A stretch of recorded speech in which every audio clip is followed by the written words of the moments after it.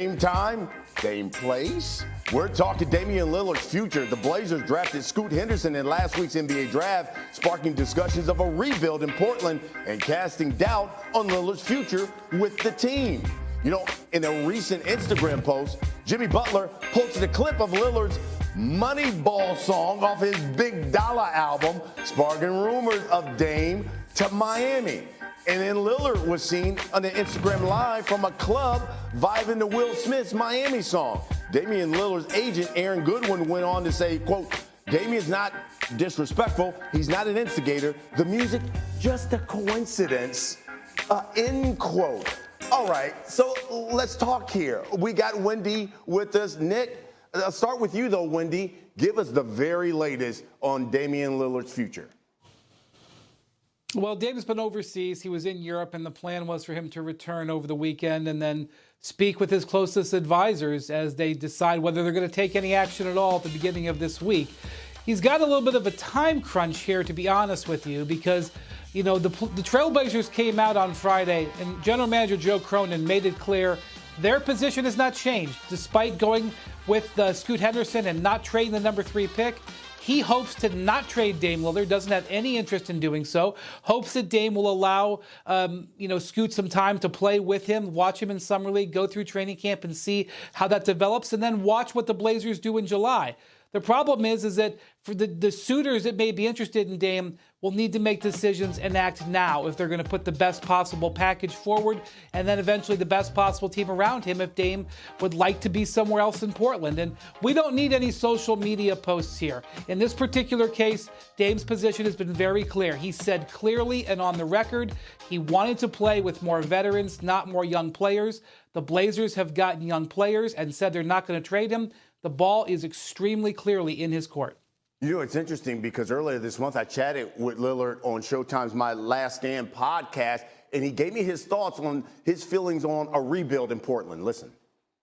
I love the organization I play for. I love the city I live in, and I'm going to give them every opportunity to give me or give us what we need to have a true chance to compete for that. And, you know, if that's something that isn't possible or something that can't get done, like I said, then we got a different conversation to be had. A different conversation to be had. So, Nick Friedel, it begs the question, what must Lillard do if he wants out of Portland? Brian, he's got to say, I want out, and if he really wants to go to Miami, he's got to push to make that happen. Because right now, Tyler Hero, a couple first-round picks, that's probably not enough to get Portland to go like, okay, Dave, we love you, but we'll just make it happen. He's got to say, I have given you everything I've got in my professional career. This is the place where I want to land. This is the place where I feel like I'm closest to a championship. If Lillard really wants to make the partnership with Jimmy Butler and Bam Adebayo work, something else he told you, if he were to go somewhere, then he's got to be the one to force the action. And historically, that is not a game that Dame Lillard usually wants to get into. But if he really wants to win and he feels like now's the time to make a change towards the title, this is what he's got to do. Because I think we all agree, no matter how good Scoot Henderson is, no matter how much those young pieces may improve in Portland, they are not close right now to where he wants to be. Hey, Wendy, is that where, I guess, the standoff sits? Because when I was sitting there talking with Dame, you got the sense that he was like, look, I don't want to go into the front office and say, get me up out of here. I want it to be something that they do because of my loyalty to them. But then on the other side, you've got this new GM. The last thing he wants to do is be the guy to say, I'm the one who traded Dame Lillard. So it's like a standoff. Something's got to happen, Wendy. Yeah, they were on the same page, I feel like, at the end of the season when they felt like they were going to make those draft picks available. But Joe Cronin was pretty transparent on this. He just didn't think there was a trade out there that could have made them significantly better as the way that drafting Scoot Henderson could. And he pointed something else out in his press conference on Friday. Having Scoot Henderson on a rookie salary contract is better to build around than having to go spend a bunch of money on a big-time player. All of those things are absolutely, completely true. But none of them fit the timeline that Lillard set out very clearly on the record in April.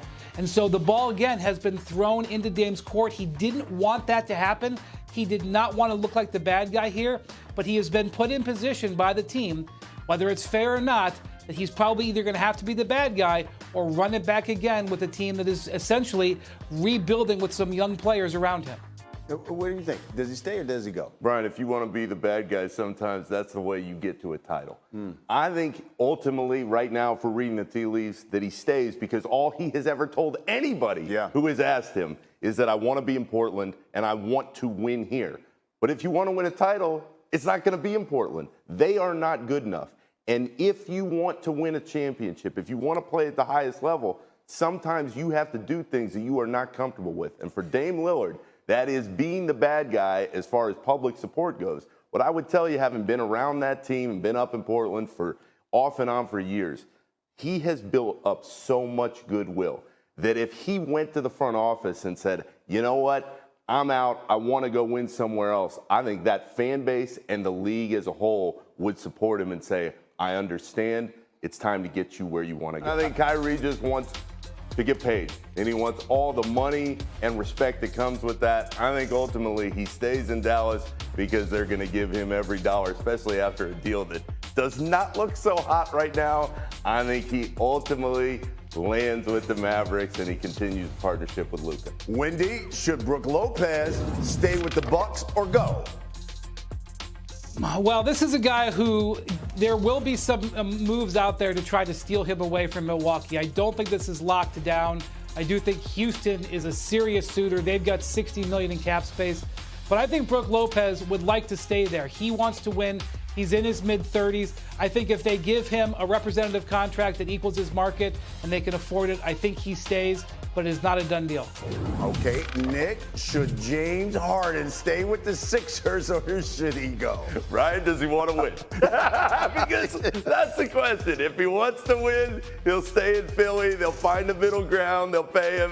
If he's not so sure that winning is at the top of the priority list, he'll go to Houston and have that reunion. I think ultimately he stays. They give it one more run, find out what happens with Embiid, and you try to move forward from there. You know, where do we stand with James Harden and his future in Philly? What do you think? Where is that? Well, the 76ers have obviously been very focused on this for months now. Daryl Morey has been working all angles.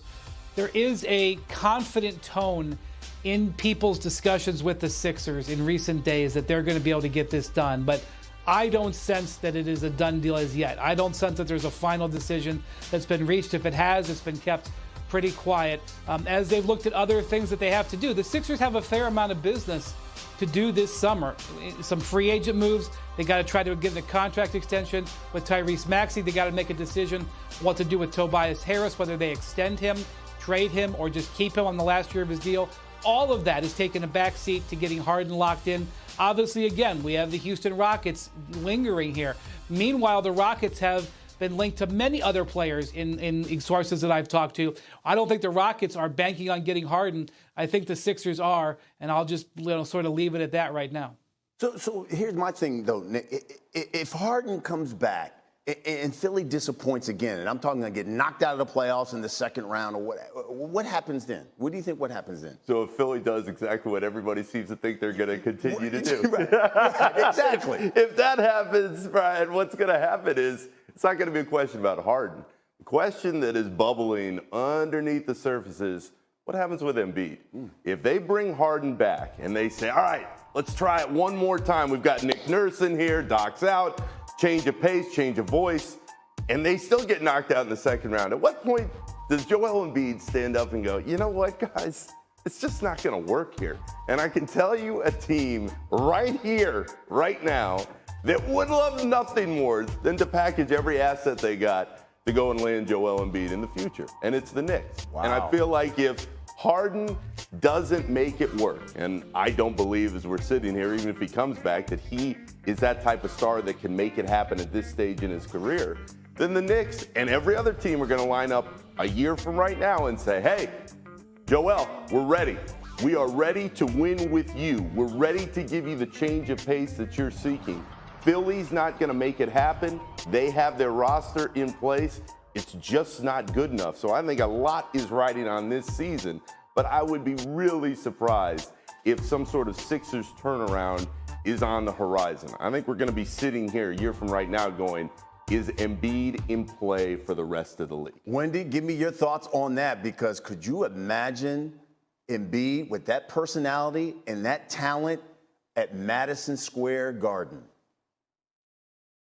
I think in general, Nick is right. I think that's something that is to be watched on the horizon. But I'm also going to say, I don't think the Sixers were that far away. They were ahead in a closeout Game 6 in the fourth quarter against the Boston Celtics and couldn't close. And that's why Doc Rivers got fired, and that's certainly a question around the team. But who's to say what would have happened in the conference finals against the Miami Heat, or if Embiid went up against Jokic in the finals? He's had some success against Jokic. So I don't think this Sixers team is that far away, but they do need to have a terrific first week of free agency, and that's on the table right now for Daryl Morey. Back here on Get Up, and with the NBA offseason underway, let's play Run It Back or Blow It Up. Nick Friedel, should the Lakers run it back or blow the thing up?